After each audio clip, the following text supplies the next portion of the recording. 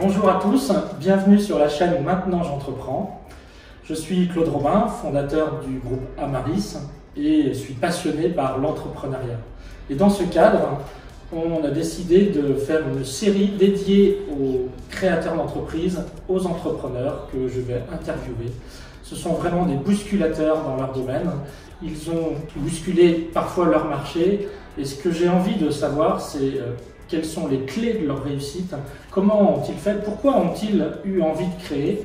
Et pour cette première vidéo, j'accueille aujourd'hui un grand bousculateur, Michael Zonta. Bonjour Claude. Bonjour Michael. J'ai 34 ans, je m'appelle Michael Zonta, j'ai cofondé le groupe Investissement Locatif qu'on voit donc juste derrière et on est dans le siège ici à Paris. Merci beaucoup de t'être déplacé et d'être venu. Je l'ai cofondé avec Manuel Ravier, j'ai créé ma première société en 2011 qui était déjà dans l'immobilier, mais la marque Investissement Locatif on l'a développée à partir de 2014. Et donc 7 ans au moment où on tourne cette vidéo. C'est passé très vite parce que très jeune puisque je l'ai créé tout de suite après mes études et j'avais même fini mon cursus en apprentissage, donc j'étais déjà en immersion en entreprise. C'était dans la banque d'affaires. Ça ne me correspondait pas beaucoup pour plein de raisons. La banque d'affaires a priori n'a pas très envie d'être bousculée. Je pense que c'est peut-être ça aussi le départ. Et puis je crois au-delà de ça, on avait envie de créer, on avait envie de donner du sens. C'était vraiment une réalité. Dans beaucoup de métiers aujourd'hui, pas dans le sens de le critiquer, je le conçois, on perd un peu de sens. On fait une partie du puzzle et on avait vraiment envie à la fois de créer notre propre entreprise, mais on avait aussi cette envie de créer du sens. Au-delà de ça, c'est pas que pour l'entrepreneuriat, pour dire voilà j'ai créé une entreprise, je suis mon propre patron. C'était vraiment le fait de démarrer le puzzle de A à Z et de pouvoir apporter de la valeur et de voir les conséquences directes de notre travail. Que ce soit, ça pourrait être, j'imagine, et c'est le cas sur l'expertise comptable, vous démarrez un bilan, vous finissez un bilan, vous démarrez un conseil, vous finissez un conseil, vous démarrez un audit, vous finissez un audit. Nous, on avait cette volonté de voir le début, la fin, c'est ce qui m'avait toujours manqué jusqu'à présent, c'est qu'en tant que salarié, j'intervenais sur une partie de la chaîne. Et quelquefois, je ne comprenais pas les conséquences de mon travail, ou quelquefois, je ne comprenais pas pourquoi ce travail arrivait, et ça m'a toujours manqué, donc c'était vraiment cette envie initiale de donner du sens. Et à 23 ans, donc ça 23 ans, tu as commencé à créer ta première entreprise, 23 ans c'est super jeune.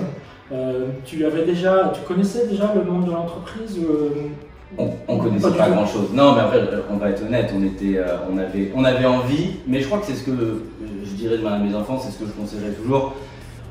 Faut bien démarrer de zéro. À un moment, personne démarre expert de n'importe quel sujet, on va pas se mentir, donc vraiment il faut se jeter dans le grand bain. En plus, chaque métier change énormément. La façon dont on exerçait le métier il y a 7 ans, c'est plus du tout la même aujourd'hui. C'est valide, j'imagine, pour beaucoup de secteurs, pour le tien aussi. Donc, de toute manière, expert, ça ne veut pas dire grand-chose parce que tu es expert à un moment donné, mais celui qui va rester, c'est celui qui va arriver à s'adapter à la législation, à l'actualité, qui va avoir une vision. Et donc, de toute manière, j'ai envie de dire, même si on avait démarré expert 7 ans après, plus personne n'est expert du domaine tellement il a changé. Donc, ce qui est important, c'est de se former. C'est de rester au bout du jour pour comprendre les problématiques de ses clients et arriver à les résoudre. Mais pour répondre à ta question, non, quand on a démarré, je crois qu'on était passionnés, on avait envie de créer de la valeur, on avait envie de répondre à une problématique de nos clients qui était d'investir dans l'immobilier. Je pourrais te raconter la genèse du projet, mais on n'était pas experts à 23 ans. Donc quand on regarde dans le miroir, on a appris vraiment de A à Z ce métier-là. Et aussi parce que ce marché, il n'était pas aussi gros avant, donc de toute manière c'était bénéfique puisque on a, j'ai pas la prétention de dire qu'on a créé un marché, mais en tout cas on est arrivé dans un marché qui s'est beaucoup développé et on a bien sûr tiré profit, donné profit énormément à nos clients et on a fait grossir ce marché. D'accord. On peut rappeler votre activité. Oui. Vous aidez les clients à investir dans de l'ancien. Exactement. Et à trouver des biens qui sont pas trop onéreux. Ouais, c'est ça, vous faites des travaux, vous le meublez et vous le mettez à la location pour le compte de vos clients. Opérationnellement parlant, c'est exactement ça. Et je vais le redire en quelques phrases. Et je dirais que plus largement, c'est ce que j'aime bien dire. On le sait, il n'y aura pas énormément de retraite. Moi, j'aime bien dire, et c'est ce que je dis à toutes les équipes, notre métier, c'est de protéger l'avenir et la retraite des Français. Et c'est vrai, mais pas nous en tant que tel. L'immobilier en tant que tel, depuis la nuit des temps, fait ça et leur permet de faire, c'est une retraite par capitalisation qui ne dit pas son nom, mais c'est exactement, bien évidemment, ce qu'on fait. Sauf que, à la différence de dire voilà, l'immobilier permet ça, on a structuré un produit qui permet de le faire de façon plus rentable que l'immobilier traditionnel. Donc effectivement, on source un bien qui nécessite des travaux et donc qui est moins cher sur le marché. Donc nos clients font une bonne affaire dès le début. Je suis un client de ma propre entreprise, c'est ce qu'on fait tous les jours, on fait plus de 500 opérations par an aujourd'hui. On a une équipe en interne qui va s'occuper de restructurer le bien, faire les plans, penser le projet pour du locatif. Parce qu'aujourd'hui, ce qui pénalise les gens, c'est que des fois, ils investissent dans l'immobilier, mais ils achètent leur résidence principale, derrière, ils la mettent en loc parce qu'ils déménagent. Donc, le produit n'est pas rentable parce qu'il n'est pas pensé dès le début pour le rendement. Donc, nous, on va le penser dans le but de faire une bonne opération, que ce soit rentable, pour que nos clients puissent en tirer bien évidemment un bénéfice et en donnant le maximum de valeur au locataire, puisque demain, il arrive dans un appartement refait à neuf, coup de cœur, qui répond à une problématique de logement. Donc là vous avez été visionnaire, c'est que des particuliers le font, ce boulot, pour eux, ils retapent un appart. Ouais. Et là, vous avez eu l'idée de professionnaliser en fait ce secteur et professionnaliser la rénovation d'un appartement pour faire en sorte d'offrir un rendement. Alors, vous le faisiez pour vous aussi avant, perso? On était déjà dans l'immobilier sous la casquette d'administrateur de biens. On faisait donc partie location, gestion. On voyait, j'étais très frustré parce que je voyais des bonnes affaires passer avec des biens qui étaient décotés parce qu'il y avait beaucoup de travaux et une partie de la clientèle importante qui je dirais les gens tous les jours qui disent bah non, je ne veux pas m'embêter avec les travaux, bon oui c'est une bonne affaire mais il y a des travaux, c'est compliqué, etc. Et moi je posais les chiffres sur le papier, je me disais mais attends, si on fait des travaux, si on restructure l'appartement, si on l'exploite en colocation, si on divise ou si on transforme sa configuration, qu'on passe d'un T2, c'est-à-dire avec une chambre à un studio, mais c'est beaucoup plus rentable qu'un bien sur le marché. Ouais. Et la genèse, c'est que j'ai un de mes profs qui est connu dans ce milieu-là parce qu'il a été reconnu dans le top des analystes financiers, qui me dit bah écoute voilà, moi je veux placer de l'argent, j'ai confiance en toi, on en avait parlé, j'adore l'immobilier, trouve-moi une bonne affaire. Et donc on a démarré de fil en aiguille comme ça, sans communiquer, et ça a démarré en bouche à oreille. Et au début, on était comme tout le monde et comme tout entrepreneur qui démarre, personne ne voulait nous faire un chèque alors qu'on voyait les bonnes affaires. Donc je disais qu'on était frustrés parce qu'on faisait faire, comme aujourd'hui, d'excellentes affaires à nos clients, mais on ne pouvait pas nous en faire une pour nous de temps en temps. On a eu la chance de pouvoir se rattraper depuis, d'industrialiser le modèle dans le sens noble du terme, c'est-à-dire qu'on a vraiment mis tout sous le même toit. Parce que tu te dis, on dit, bah voilà, finalement, les gens le font depuis une nuit de temps, et c'est vrai, mais il faut avoir le temps de trouver un bien, pouvoir acheter rapidement parce qu'une bonne affaire ça se vend rapidement, donc il faut pouvoir prendre une décision rapidement, être disponible rapidement, ne pas vouloir s'occuper des travaux, les faire, ou en tout cas bon, il y a une problématique de travaux, louer, gérer. Donc on a rassemblé l'ensemble de ces compétences sous le même toit au sein donc de cette société d'investissement locatif, ce qui fait que nos clients poussent la porte, ils disent voilà je peux investir X euros, je vais utiliser l'argent de la banque. Et ce qui est magnifique, c'est que ce n'est pas leur propre argent, c'est ce qu'il faut comprendre. Ils utilisent leur capacité d'endettement, l'effet de levier, ils investissent dans l'immobilier et c'est le locataire qui leur rembourse ce bien-là. Donc oui, c'est un modèle magique. Vous avez organisé le marché du neuf dans l'immobilier, était quand même bien organisé. Oui. Il y a les promoteurs, les commercialisateurs, etc. Et vous, en fait, vous êtes allé dans la niche de l'ancien et vous avez organisé ce marché. On l'a structuré, exactement. Et vous étiez les premiers à le faire. Ah oui, on était les pionniers, vous êtes des bousculateurs. Ouais, alors après, je vais pas, c'est pas pour avoir être ultra humble ou dire non, mais c'est la vérité, on n'avait pas conscience à 23 ans de se dire que ce marché-là, on savait que c'était une niche qu'on maîtrisait parfaitement bien. On n'avait pas conscience à 23 ans, il y a 7 ans, que ce marché allait grossir. On ne le savait pas, je ne vais pas te dire et mentir en disant si, on le savait déjà, on était visionnaires. On n'est pas tombé non plus complètement par hasard, on a toujours été passionné d'immobilier, j'ai toujours aimé les travaux, j'ai toujours aimé, comme on est en train de le faire, être au contact d'entrepreneurs qui avaient réussi bien sûr leur vie personnelle, et si on focus sur la partie financière, qui avaient réussi financièrement, et le dénominateur commun, et c'est ce qui m'a toujours passionné, c'est qu'ils avaient tous de l'immobilier. Et j'entendais mes parents quelquefois dire non mais elle a les moyens, elle est chez l'entreprise, mais parce qu'elle a de l'immobilier. Et moi plus jeune, ça m'a fait toujours, je dis mais c'est quoi ce dénominateur commun, financièrement parlant, sous l'axe de la réussite financière, et c'est bien sûr pas la seule réussite, mais ils avaient tous de l'immobilier. Et ça me passionnait, je disais mais on va aller à la source de ce phénomène. C'est quoi ce phénomène où tout le monde arrive à avoir un patrimoine, peu importe, qui travaille dans la casse automobile, dans l'expertise comptable, dans la boucherie, et ils parlent tous d'immobilier. Alors aujourd'hui, investissement locatif, plusieurs dizaines de salariés. Vous vendez 500 biens par an? Ouais, aujourd'hui les métriques c'est 500 projets, plus de 100 collaborateurs, on est présent dans plus de 20 villes en France. On fonctionne par hub sur les villes, donc on couvre quasiment toute la France, puisque si on parle de Lille, ben on va à la fois faire des opérations à Lille Intramuros, mais à Valenciennes et à Roubaix depuis 10 ans. Donc une super réussite, parce qu'en 7 ans, c'est une croissance phénoménale. Ouais, on est content, mais il y a plein de choses à faire encore. Ce qui est important de savoir, c'est pour vous, c'est quoi les 3 clés de votre réussite? En 1, il y a la persévérance. Parce que ce qu'il faut l'envers du décor, c'est que les 3 premières années, de 2011 à 2014, bah, je gagne 0. Je gagne 0 ou 500 € par mois, mais comme beaucoup d'entrepreneurs. Et j'ai quand même une conviction, c'est que la persévérance, la ténacité, la pugnacité, on va mettre vraiment ça dans le même sac.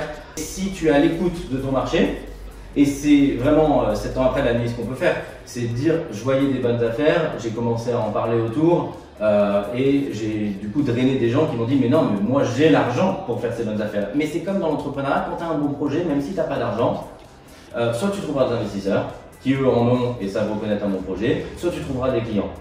Et c'est peut-être la réalité du monde aujourd'hui, c'est que souvent c'est plus facile de trouver des clients que des fois un emploi. C'est ce qui fait aussi que plein de jeunes se jettent dans l'entrepreneuriat, c'est que c'est plus facile de trouver un client qui va te faire confiance que de trouver quelquefois un employeur qui va te faire confiance. Moi je pense que c'est la réalité en tout cas d'aujourd'hui, c'est ce qui fait qu'il y a le boom des gens en freelance, des gens à leur compte, parce qu'on recherche une compétence précise. Le marché du travail a aussi beaucoup changé, on va rechercher une expertise, un peu comme nous, on était experts dans cette niche de l'ancien. Et on préfère aller chercher quelqu'un qui est expert dans cette niche de l'ancien que, et je ne dis pas du tout de façon péjorative, mes confrères font un travail formidable, mais que quelqu'un qui fait de la transaction classique.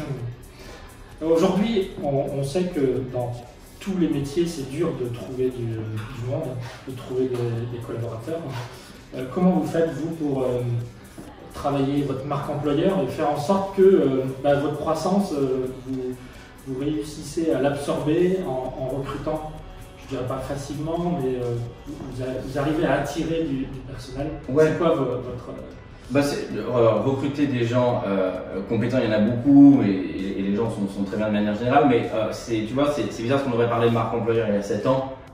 Je t'aurais dit, parce que on n'en parlait pas beaucoup. On n'en parlait pas beaucoup, et puis je t'aurais dit, c'est pas la problématique de beaucoup d'entrepreneurs qui nous regardent, parce qu'ils ont déjà effectivement des problématiques très opérationnelles et qui sont vraies. Donc je dirais déjà qu'on arrive dans des problématiques de marque employeur, de culture d'entreprise à partir d'un certain niveau. C'est aussi, je pense, qu'il faut dire à ceux qui nous regardent, parce que certains vont dire marque employeur, bon oui, c'est quoi, c'est pipeau, en gros. Et c'est vrai, je le dis en totale liberté, parce que c'est ce que j'aurais dit il y a quelques années, j'aurais dit bon, marque employeur, c'est bien, mais d'abord on va faire du business.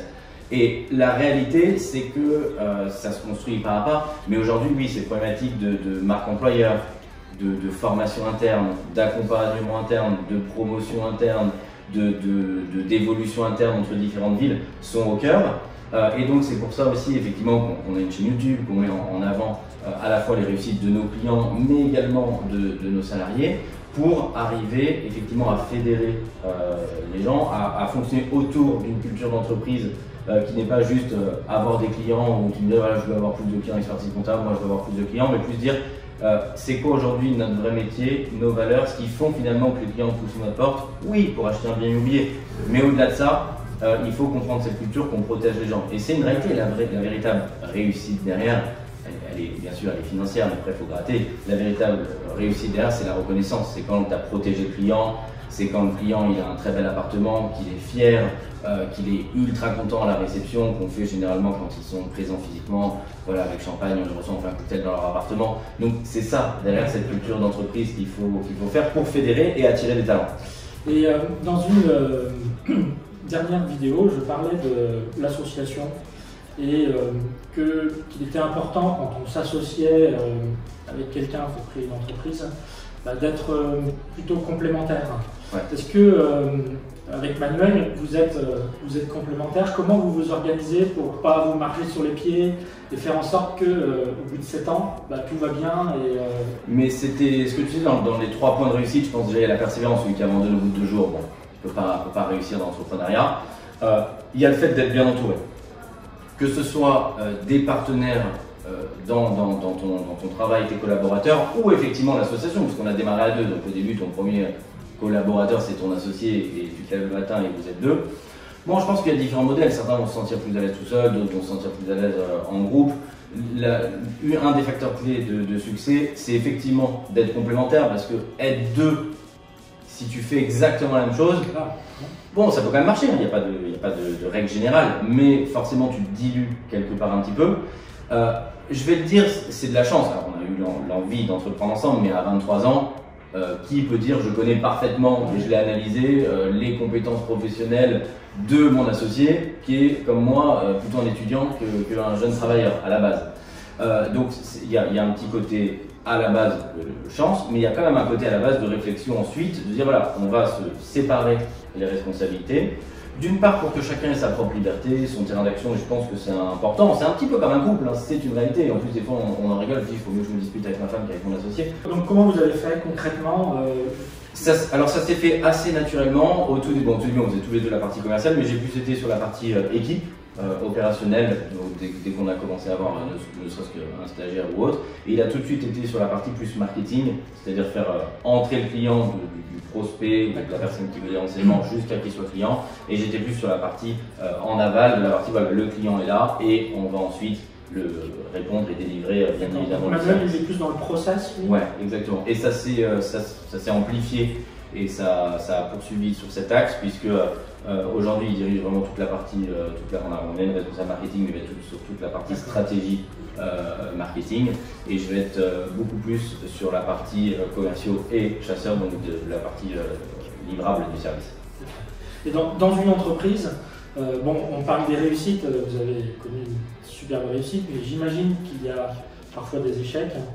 Et est-ce que vous aurez un exemple d'échec qui vous a permis de construire autre chose, ou du moins de s'en servir pour vous améliorer derrière? Ouais, c'est aussi, je pense que c'est le pendant de la réussite, et c'est le point numéro 3, c'est le fait d'investir soit dans des outils, soit ça dépend si c'est en monde industriel ou dans des machines ou autres, mais pour l'avenir. C'est-à-dire que celui qui va s'arrêter et dire finalement ce qu'on gagne, je l'encaisse, je fais simple, je paye et je laisse toujours la boîte à zéro et je ne réfléchis jamais pour l'année d'après, par nature il meurt parce que c'est cyclique. Soit il y a un nouvel acteur qui lui va investir demain, soit comme je te disais, les métiers changent énormément. Donc l'échec, c'est qu'il y a un moment, on est arrivé à un stade où on faisait, je me rappelle plus exactement du nombre de projets qu'on faisait, qui était bien sûr beaucoup plus faible qu'aujourd'hui, mais on n'avait pas de logiciel métier. Donc on fonctionnait sur des logiciels mis à disposition gratuitement. Je peux dire, on s'appelle Trello, qui est un logiciel gratuit, où on se sert en workflow d'avancement ou en to-do. Bon, on était là-dessus. Il y a un moment, ça a atteint ses limites. Donc vous n'aviez pas assez investi ou du moins préparé des fondations exactement. Qui vous permettent de croître. Je prends l'exemple, c'était si une proposition commerciale était faite, par exemple, à un moment le chasseur s'est trompé sur notre rémunération à l'avantage du client, la sanction elle est immédiate. C'est-à-dire que le client a payé moins parce qu'on s'était, bien évidemment, c'est ce qu'on avait présenté avec une rémunération moindre. C'était si le process n'est pas suffisamment fluide, l'architecte qui prend le dossier trop tard. C'est-à-dire tu perds 1 à 2 semaines à l'allumage, et donc bien évidemment c'est une perte de 1 à 2 semaines de revenus locatifs pour nos clients si l'architecte récupère le dossier pas suffisamment en amont de la réception des clés. Et pourquoi? Parce que quand tu augmentes en flux, si tu veux maintenir la même qualité, il faut avoir des outils informatiques au service. Donc ça, il y a un moment on était arrivé à saturation, donc là tu as deux choix. Soit tu te dis, finalement, je vis correctement, voilà, je ne veux pas grandir et il n'y a pas du tout de mal à ça, mais je vais rester dans le côté être très artisanal, mais avec les défauts de l'artisan. Parce qu'il y a le côté, effectivement, aujourd'hui on dit c'est le petit artisan, c'est très bien, mais avec les défauts. C'est-à-dire qu'il n'y a pas de processus forcément de qualité, il n'y a pas de contrôle, en tout cas moins, il n'y a pas de vérification, il n'y a pas de checkpoint, qu'un modèle industriel où tu as un outil qui te dit, voilà, là il y a un checkpoint parce qu'il faut que dans moins de 48 heures le dossier parte à l'architecte. Là il y a un checkpoint, il faut facturer le client. Là il y a un checkpoint. Aujourd'hui on a créé un logiciel métier, il y a plus de 120 checkpoints, points de contrôle sur le proche d'un client. Donc c'est phénoménal et on s'en sert, pourquoi on s'en sert? Pour checker la qualité d'une proposition. Donc ça c'est la valeur. C'est la valeur aujourd'hui. Réellement la valeur de l'entreprise elle est bien évidemment sur les gens qui la composent et sur l'équipe, puisque c'est bien évidemment on est dans le service. mais la valeur d'entreprise, elle s'est également transposée énormément dans un logiciel métier qu'on a construit depuis 4 ans, dont on a fait les moindres réglages. C'est vraiment, je le compare au moteur d'une voiture, c'est-à-dire quand tu vas avoir un petit caillou dans la chaussure, hop, on va venir mettre ce réglage-là dans notre logiciel métier pour que demain, ce caillou dans la chaussure ne se reproduise plus et profite à l'ensemble de nos clients. Donc il faut bien comprendre qu'il y a le côté artisan et qui est très bien dans les métiers de bouche et le reste, mais quand on parle du service ou de l'industrie et le monde professionnel, être artisan, quelquefois, ça peut être un défaut parce que justement, il ne va pas avoir les moyens d'investir ou la volonté d'avoir investi dans des logiciels métiers qui vont lui permettre de délivrer une qualité qui fait qu'il y a un service qui soit irréprochable et une expérience client qui soit magnifique. En tout cas, on se lève et on va tous les jours pour ça. Vous êtes très présent sur les réseaux sociaux. Qu'est-ce que vous en tirez en fait comme profit dans l'entreprise? Au départ, ça nous sert à évangéliser et à donner encore une fois de la valeur. Moi, je crois beaucoup à ça. Il y a un côté marketing indéniable. Je ne suis pas en train d'expliquer qu'il y a zéro marketing derrière, mais il y a bien évidemment du marketing et il y a une partie évangélisation pour donner de la valeur.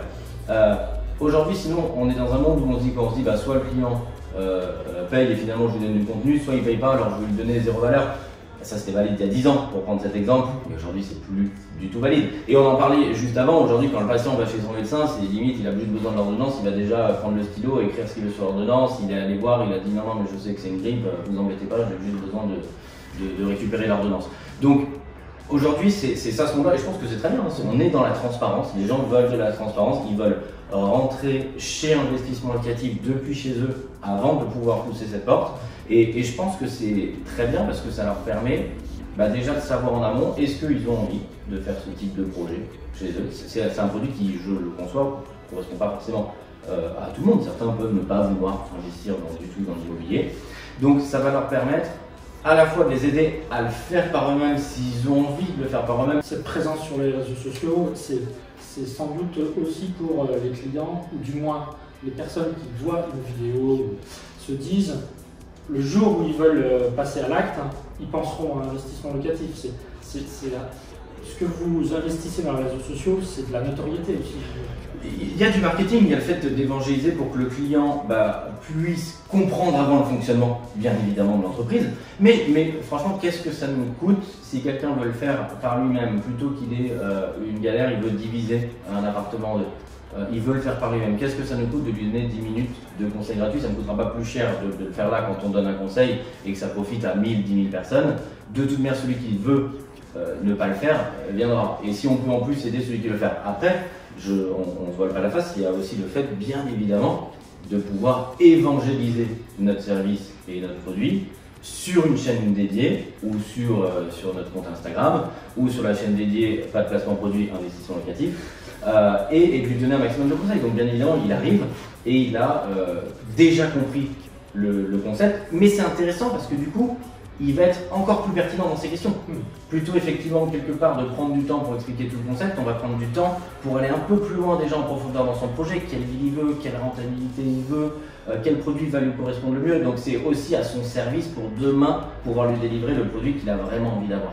En fait, Investissement Locatif, à 7 ans, elle a été pionnière sur son secteur. Aujourd'hui, il y a des concurrents. Et donc, comme tout cycle de vie dans les entreprises, il y a des concurrents qui arrivent et puis sûrement des concurrents qui sont bons. Et comme nous, on l'a connu chez ECL Direct quand on a créé ECL Direct et ce concept d'expertise comptable à distance à l'époque, eh bien, on était les pionniers. Et après, sont arrivés des concurrents qui nous ont boosté et parfois remis en cause. Est-ce que vous voyez venir des concurrents qui vous fait qu'à un moment vous vous dites ouais, il faut qu'on se remette en cause sur certains sujets et puis il faut qu'on soit meilleur, est-ce que ça vous booste?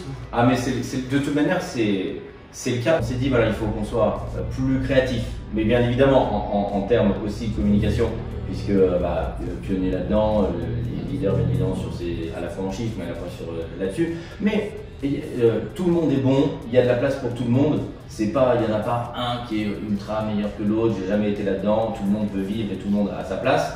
Et c'est là où c'est sain, c'est que ça oblige à être meilleur pour le client. Et donc ça oblige à se dire, bon voilà, si j'étais client, qu'est-ce que je voudrais en plus? Parce qu'on le sait très bien, chez toi ou chez moi, c'est pas une histoire de prix, c'est une histoire de qualité derrière. On est tellement de service. On est tellement sur soit des montants engageants, c'est un appartement, on va le rembourser pendant 20 ans, on engage la vie des gens.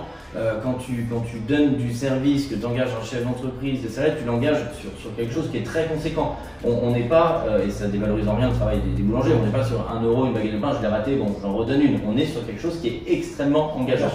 Donc il faut avoir le sens des responsabilités, pouvoir porter ce poids sur les épaules, mais que ce soit un moteur, et que ce ne soit pas une pression en se disant oh, j'engage des gens. Donc je dirais que ça nous a obligés à se dire il faut qu'on soit plus créatif. Il faut qu'on donne plus de valeur. Donc je peux prendre des exemples concrets. On s'est dit, on accompagne des gens qui sont à 8000 km de leur investissement, puisqu'on a une part de clients qui sont non-résidents étrangers, non-résidents ou expatriés. Voilà, si j'investissais au Brésil, qu'est-ce que j'aurais envie en tant que client?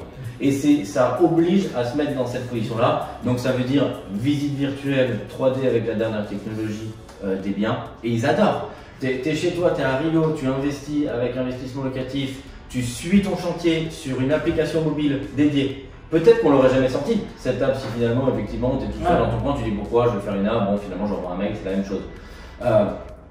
Les gens, ils vont de moins en moins sur l'ordinateur. Je me suis dit, j'ai envie que mon client, parce que c'est ce que je consomme moi, j'ai pas envie qu'il ouvre son laptop, j'ai envie qu'il soit dans son téléphone, il a un push, s'il veut avoir un push, et qu'il dise ah, regarde chérie, on a reçu l'avancement du chantier. Donc vous avez vraiment investi dans la techno et dans l'expérience client. Et c'est le point numéro 2 que je te dis, c'est celui qui n'investit pas. De toute manière, il est mort, celui qui n'investit pas. Il n'y a pas de débat. Mais c'est un peu comme dans ta vie. On fait investir les gens dans l'immobilier. Si tu n'investis pas, du coup, tu subis. Ça veut pas dire c'est grave, mais ça veut dire que tu subis. Tu veux dire, voilà, j'ai la retraite qu'on a bien voulu me donner, qui aura baissé parce qu'elle va baisser, du temps que les gens soient à la retraite, ou tu agis. Et tu dis, bah voilà, j'investis dans l'immobilier, j'investis pour mon avenir. Et c'est exactement la même chose au raisonnement de société.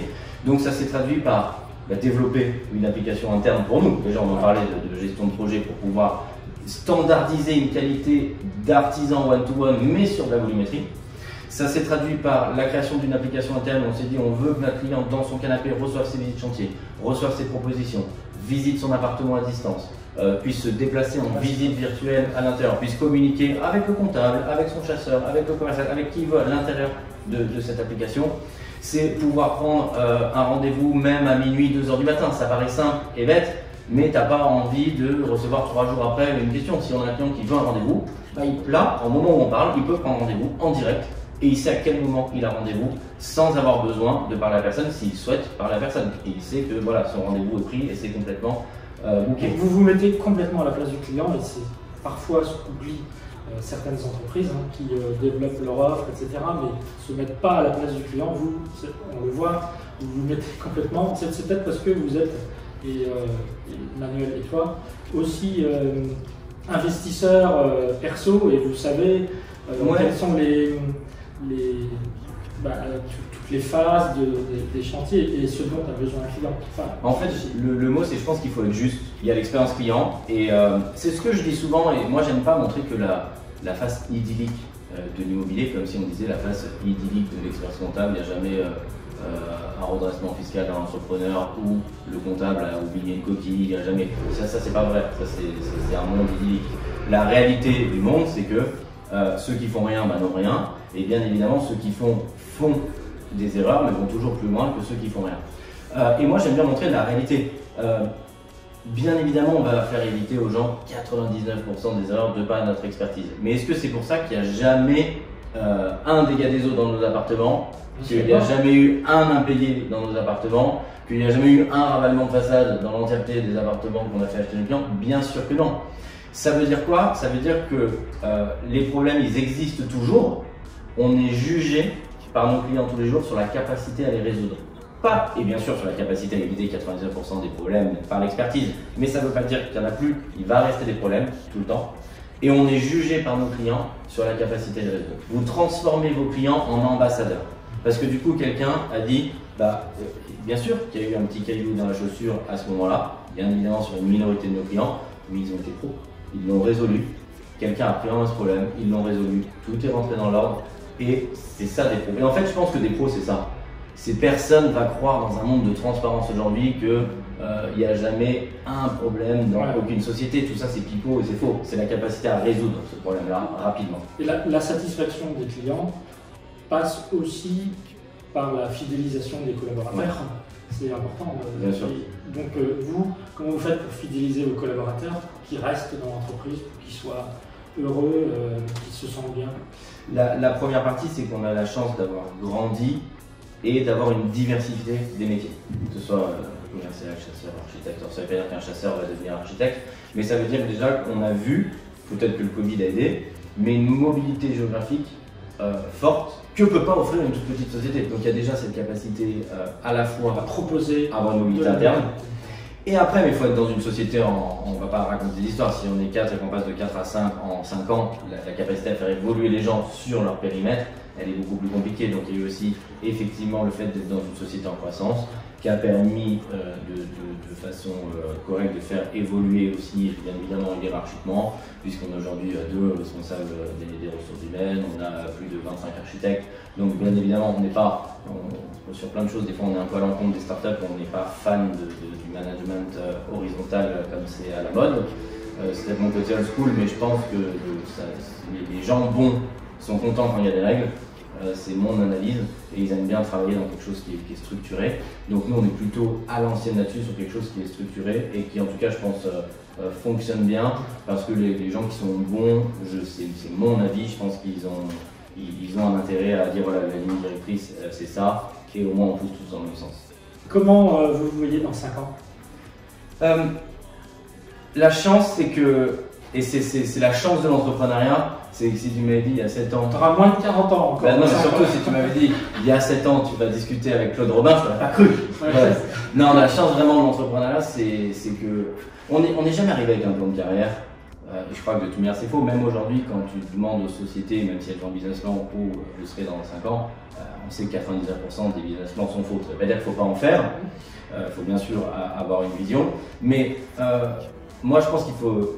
On essaie d'avoir cette culture de dire voilà, on est toujours très heureux, on profite à l'instant T de la chance qu'on a dans ce contexte conjoncturel, une société qui prospère. Ça n'empêche pas d'avoir une vision. Ce marché, il grossit. C'est un produit qui est formidable, c'est un produit qui marche. On utilise l'argent de la banque et le locataire en faisant de la valeur rembourse l'appartement. C'est un modèle qui peut être dupliqué. C'est un modèle où les Français, leur retraite va baisser, donc le produit il est là, la demande elle est là. On le voit où aujourd'hui, parce que tu le disais, le monde du neuf il est structuré, bah, on n'entendait pas beaucoup parler de l'ancien. On structure aujourd'hui l'immobilier ancien, c'est un marché formidable. Notre souhait, et je pense qu'on peut le faire de manière générale dans d'autres pays et en Europe, et c'est une des volontés, on va commencer à arriver en Belgique, on va tester donc sur des pays frontaliers à la France. Vraiment ma volonté, c'est de dire voilà, demain, on est un produit un peu comme le neuf, c'est-à-dire dans l'esprit des gens. Et c'est pas pour casser du sucre sur neuf, mais c'est normal, c'est neuf, c'est plus cher. Il est à la portée de plus de monde. Parce que bien évidemment, on achète moins cher que le neuf parce que c'est pas neuf, même si on restructure. Et donc, finalement, c'est de se dire, on va accompagner des gens un petit peu plus loin que ceux pourquoi ils étaient définis sur le papier. Et donc, vous avez une volonté de dupliquer ce que vous faites en France ouais. à l'international? À l'international, mais on est au début de ce qu'on peut faire en France. Et on ne veut pas avoir les yeux plus gros que le ventre. Après, il y a des financements qui sont différents, une langue qui est différente, un process d'achat qui est complètement différent. On n'aime pas mettre la charrue dans la bœuf. Moi, je pense qu'il y a un boulot à finir en France qui est énorme. On peut encore évangéliser de façon énorme. On fait 500 opérations.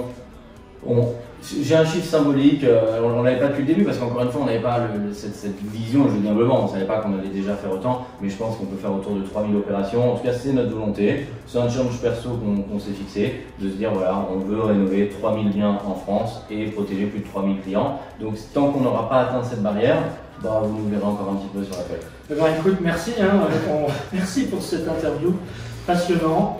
J'espère qu'on se retrouvera dans 5 ans pour tu nous expliques où vous en êtes et si ce que tu disais s'est réalisé. C'est 3000 ventes et puis peut-être l'international, ouais, avec peut-être des nouveaux actionnaires dans l'investissement locatif. Si vous investissez dans l'international, il vous faudra peut-être des fonds. Ouais, je pense. Et voilà. Donc écoutez, j'espère que cette interview vous a plu et que ça a été inspirant pour vous. Michael est quelqu'un d'inspirant et on vous souhaite à très bientôt sur cette nouvelle série, Les Bousculateurs.